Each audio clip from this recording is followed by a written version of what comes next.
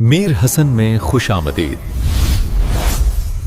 جدید AI کے انداز میں اسلامی معلومات۔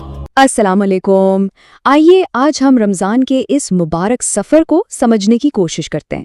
اکثر لوگ سوچتے ہیں کہ یہ صرف بھوک اور پیاس کا مہینہ ہے، لیکن اس کی حقیقت اس سے کہیں زیادہ گہری ہے، اور آج ہم اسی گہرائی کو ایکسپلور کریں گے۔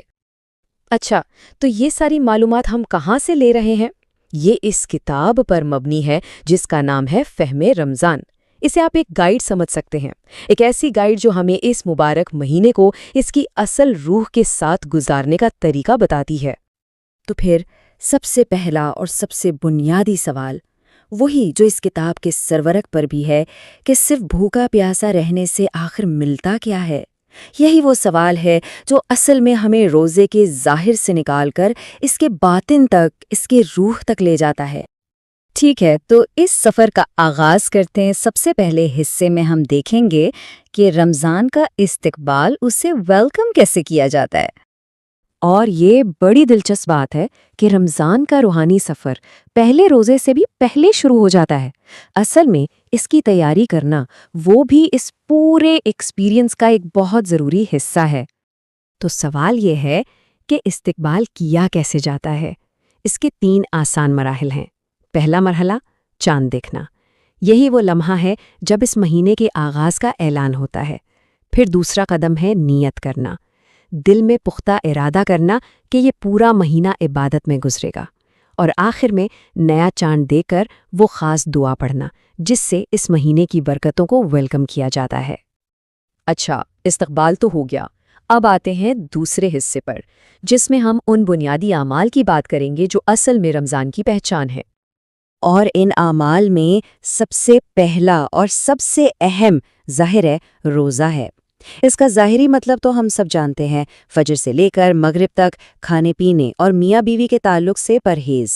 لیکن جیسا ہم نے پہلے کہا، یہ صرف جسم کی مشقت نہیں ہے، بلکہ یہ ایک عبادت ہے، اپنے نفس پر قابو پانے کی ٹریننگ ہے، اور گناہوں سے بچنے کے لیے ایک ڈھال کی طرح ہے۔ لیکن واپس اسی سوال پر آتے ہیں کہ اس سب کا اصل مقصد کیا ہے؟ روزے کا حقیقی مقصد ہے تقویٰ حاصل کرنا۔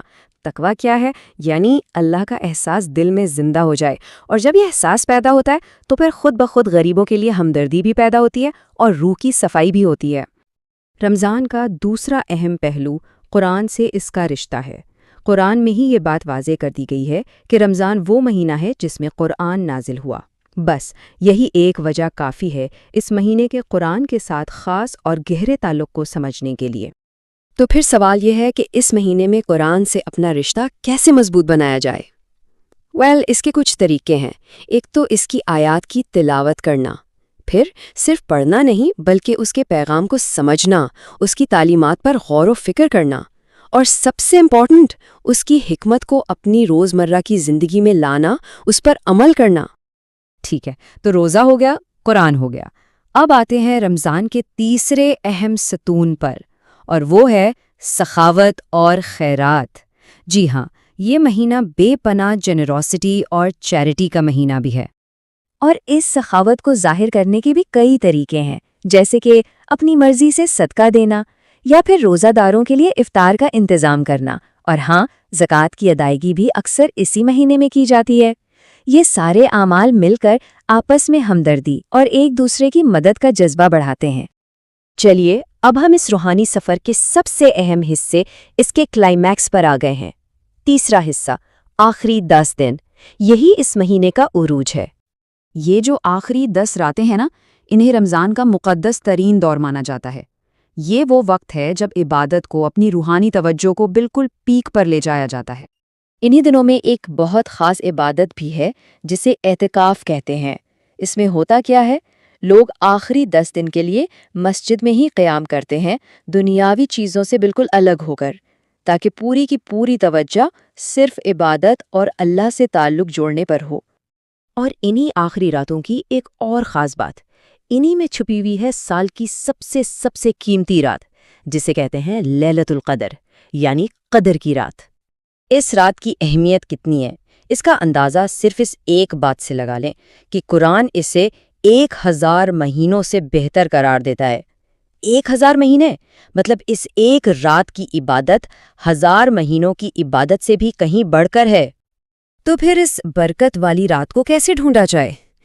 یہ آخری عشرے کی طاق راتوں میں ہوتی ہے، یعنی 21ویں، 23ویں، 25ویں، 27ویں یا 29ویں۔ لوگ ان راتوں میں اپنی نماز، تلاوت اور دعاؤں کو بہت بڑھا دیتے ہیں، اور ایک خاص دعا ہے جو اس موقع پر کثرت سے مانگی جاتی ہے، اللہم انکا عفوٌ تحب العفو فاعف عنی، جس کا مطلب ہے اے اللہ تو معاف کرنے والا ہے، معاف کرنے کو پسند کرتا ہے، بس مجھے بھی معاف فرما دے۔ اور پھر اس پورے مہینے کی بھرپور عبادت اور کوشش کے بعد وقت آتا ہے جشن کا، خوشی کا۔ تو چلیے آخری حصے کی طرف، عید الفطر۔ رمضان اور عید کی اسپرٹ میں کہ بڑا خوبصورت کانٹراسٹ ہے۔ ایک طرف رمضان ہے جو سیلف کنٹرول، ڈسپلن اور عبادت کا مہینہ ہے، اور دوسری طرف ہے عید جو اللہ کا شکر ادا کرنے، لوگوں سے ملنے جلنے اور خوشی منانے کا دن ہے۔ اچھا، تو عید کا دن منایا کیسے جاتا ہے؟ اس کی شروعات ہوتی ہے زکوٰۃ الفطر یا فطرانہ ادا کرنے سے، جو عید کی نماز سے پہلے دینا ضروری ہے۔ پھر غسل کر کے اپنے سب سے اچھے کپڑے پہنے جاتے ہیں۔ عیدگاہ کی طرف جاتے ہوئے اللہ کی بڑائی بیان کی جاتی ہے، جسے تکبیرات کہتے ہیں، اور پھر سب مل کر عید کی نماز کے لیے اکٹھے ہوتے ہیں۔ تو اصل میں عید کیا ہے؟ یہ اس پورے روحانی سفر کی کامیاب تکمیل کا جشن ہے جو رمضان میں طے کیا گیا۔ یہ ایک موقع ہے اللہ کی ان تمام رحمتوں اور برکتوں پر شکر ادا کرنے کا جو اس مہینے میں نصیب ہوئیں۔ لیکن ایک بہت اہم بات یاد رکھنے کی ہے کہ رمضان کا جانا ایک اینڈ نہیں ہے، بلکہ یہ ایک نئی شروعات ہے، ایک نئے عزم کا آغاز ہے۔ اور ایسی سوچ کے ساتھ ہم یہ گفتگو اس اہم سوال پر ختم کرتے ہیں کہ رمضان میں جو کچھ سیکھا، جو روحانی سبق حاصل کیے، انہیں پورے سال اپنی زندگی میں کیسے زندہ رکھا جائے۔ یہ وہ سوال ہے جو یہ مبارک مہینہ ہم سب کے لیے پیچھے چھوڑ جاتا ہے۔